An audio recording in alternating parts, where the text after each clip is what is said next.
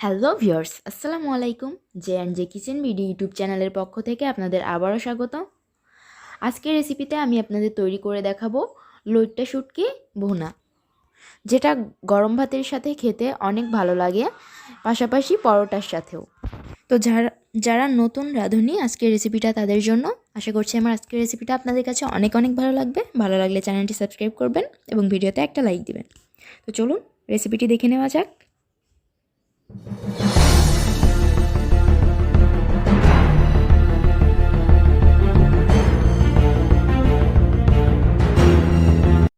তো এখানে আমি 5টা লইট্টা শুটকি নিয়ে নিয়েছি। এখন আমি এটা কেটে নেব পরিষ্কার করে। তো দেখতে পাচ্ছেন এভাবে আমি ছোট ছোট পিস করে কেটে নিয়েছি। এখন আমি এগুলো ধুয়ে নেব। তো শুটকিগুলো আমি নেড়েচেড়ে লালচে হওয়া পর্যন্ত ভেজে নেব। ভেজে নেওয়ার পর এর মধ্যে দিয়ে দিলাম পানি। তো চুলাটা কিন্তু আমি বন্ধ করিনি, চুলাটা কিন্তু ধরানোই আছে। পানিতে বলক আসা পর্যন্ত আমি এটা জাল করে নেব। তো দেখতেই পাচ্ছেন হালকা বলক চলে এসেছে। এখন আমি চুলাটা বন্ধ করে দেব এবং ঢাকনা দিয়ে ঢেকে 10 মিনিটের জন্য রেখে দেব। চুলাটা কিন্তু আমি বন্ধ করেই দিয়েছি।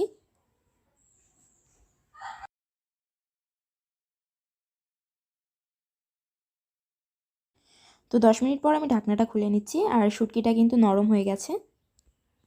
এখন আমি 3 থেকে 4 বার পানি বদলিয়ে শুটকিটা ভালোভাবে ধুয়ে নেব। তো আমি ভালোভাবে ধুয়ে নিয়েছি। এখন আমি ভিতরের কাঁটাটা এভাবে ছাড়িয়ে নেব। দেখতেই পাচ্ছেন আমি কিভাবে কাঁটাটা ছাড়াচ্ছি। তো এভাবেই আমি সবগুলো শুটকির কাঁটাটা ছাড়িয়ে নিয়েছি। ছাড়িয়ে নিয়ে আমি আরও একবার শুটকিটা ধুয়ে নিয়েছি। চুলায় একটি কড়াইয়ে আমি পর্যাপ্ত পরিমাণ তেল গরম করতে দিয়েছিলাম। তেলটা গরম হওয়ার পর এর মধ্যে আমি দিয়ে দিলাম হাফ কাপ রসুন।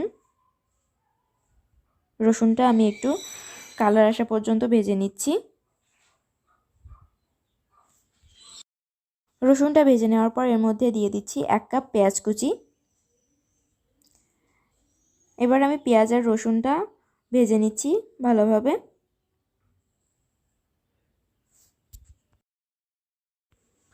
দিচ্ছি 3 থেকে 4টা কাঁচামরিচ। মরিচটা দেওয়ার পর আবারও আমি নেড়ে নিচ্ছি।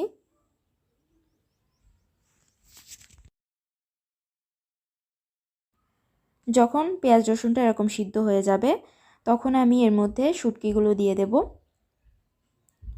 শুটকিটা দেওয়ার পর আমি খুব ভালোভাবে নেড়েচেড়ে এটা ভেজে নিচ্ছি।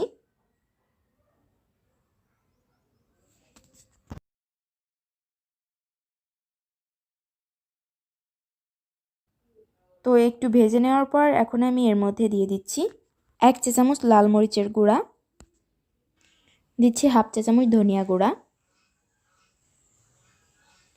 এবার দিচ্ছি হাফ চা চামচ হলুদের গুঁড়া, এরপর স্বাদমতো কিছুটা লবণ দিয়ে আবারও একটু ভালোভাবে ভেজে নিচ্ছি। আর মশলাটা দেওয়ার কারণে কিন্তু আমার শুটকি মাছের কালারটাও চেঞ্জ হয়ে গেছে, অনেক সুন্দর একটা কালার এসেছে। তো এভাবেই আমি কিছুক্ষণ নেড়েচেড়ে নিচ্ছি। একটু নেড়েচেড়ে ভেজে নেওয়ার পর এর মধ্যে আমি দিয়ে দিচ্ছি 1 কাপ পানি। তো পানিটা কিন্তু একদম গায়ে গায়ে দিতে হবে, মানে খুব বেশি পানি দেওয়া যাবে না। পানিটা দেওয়ার পর আমি ঢাকনা দিয়ে ঢেকে 15 থেকে 20 মিনিট মতো এভাবেই লো ফ্লেমে রেখে দেব।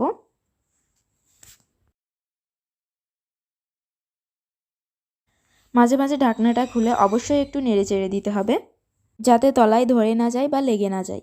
তো শুটকিতে এখনও বেশ কিছুটা পানি রয়েছে। তো শুটকিটা এমনভাবে রান্না করে নিতে হবে যাতে মাখা মাখা হয়।